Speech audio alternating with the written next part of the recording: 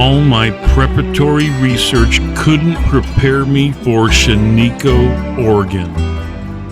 I don't know which is more interesting, its history, the historic buildings, the car relics in the field, or its current state as a city of 30 squabbling residents. One thing I know is this town is a kick. I had the time of my life walking around taking pictures, meeting the postmaster and the mayor, seeing the school, church, jail, hotel, water tower, and an assortment of transportation from buckboards to beefy mid-century sedans.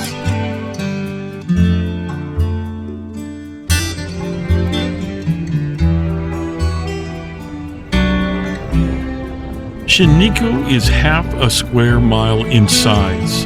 I'm standing in the middle of it. Highway 97 cuts through town. The 18-wheelers hardly slow down.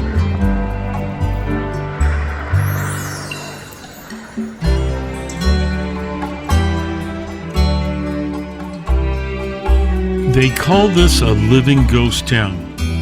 It has a working post office and shops. But make no mistake about it, this town is old.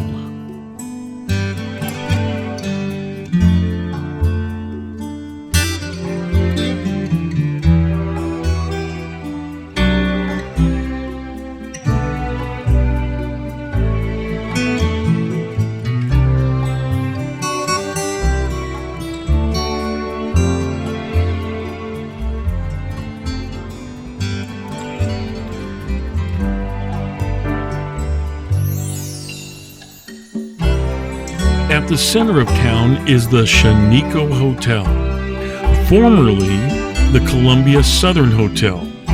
This is important because this hotel was built by the Columbia Southern Railroad. Shaniko was the southern terminus of the railroad. That connection created this town. It was all planned to transport the region's production up north to the Dalles. Production of what?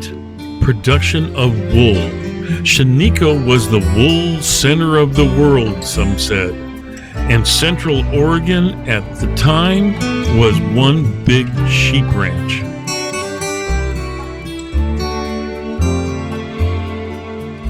And Shaniko was actually the railroad's headquarters.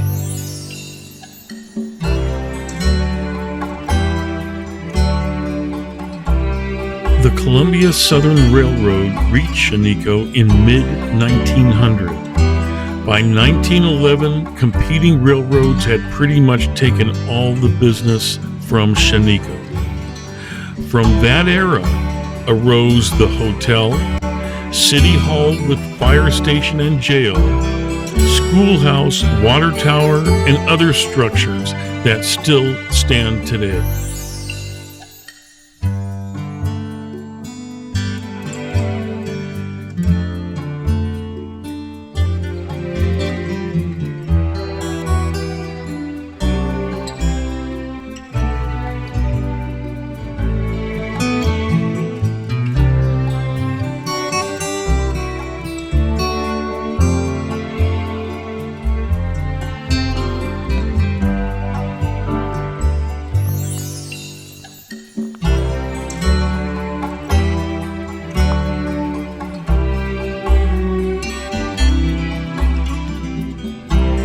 What I didn't expect in Shaniko were the old cars in the yards and fields, transportation reaching back before the automobile, mid-century jalopies that were, until recently, sheltered in a barn and now left out exposed to the elements.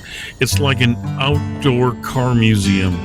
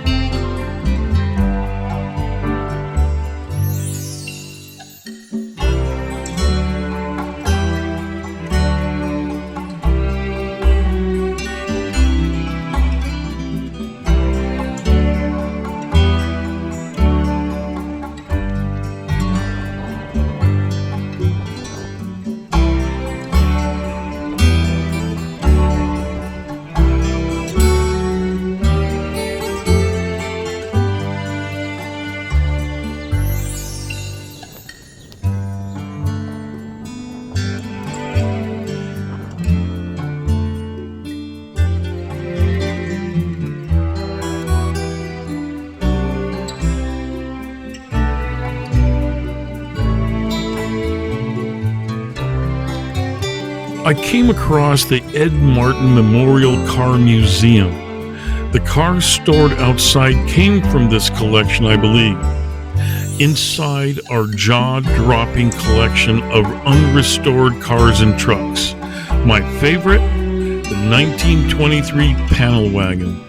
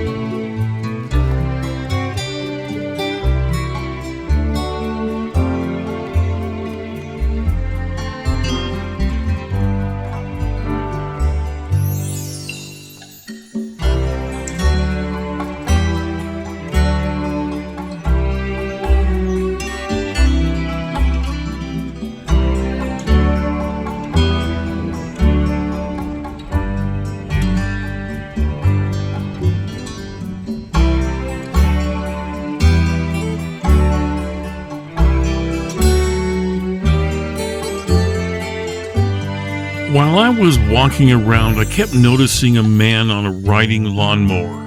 This turned out to be Mark Haskett, mayor of Shaniko. It's a volunteer position along with his other duties like garbage collection and mowing the public spaces. There is a code amongst residents to not air dirty laundry in public, but things get out.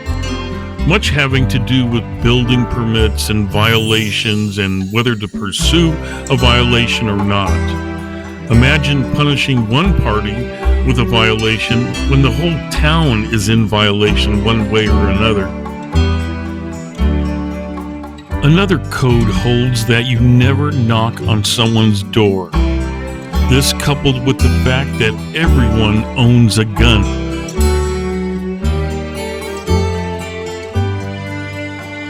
There is a guy in town who lives in a house that has no running water, no electricity, no gas. He's essentially living off-grid in the city.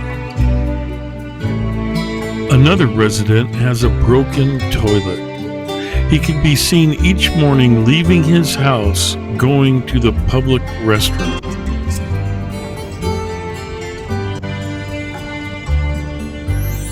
I learned that the bright white and clean Texaco station is not and never was a gas station. It's just made to look that way for reasons that aren't quite clear. The town does get a lot of tourists, and deservedly so. There is an annual Shaniko Days in July.